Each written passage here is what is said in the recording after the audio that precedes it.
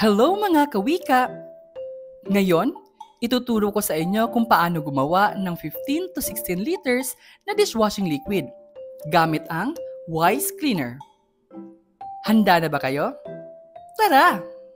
Step 1. Lagyan ng 14 liters na tubig ang timba. Sundin ang sukat ng tubig. Lalabnaw ang mixture pag kulang o sobra ang tubig. Pwede ang malinis na tubig gripo o mineral. Step 2. Sunod na ibuhos ang SAA o Fortified Bubble Booster. Sunod, ibuhos ang foaming agent. Ngayon naman ang surfactant. Gupitin ng maliit sa dulo at ibuhos paikot sa tubig.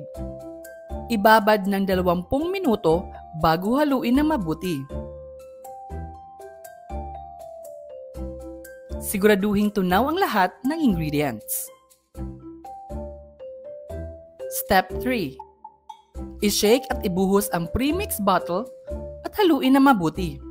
Ang laman ng premix bottle ay degreasing agent, pangtanggal sebo, scent, antibacterial, chelating agent o water softener. May colorant at foam booster din ito.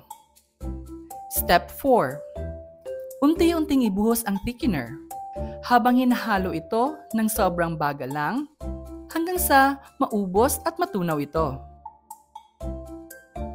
Pag siguradong tunaw na, takpan at ipahinga ng 24 oras ang mixture.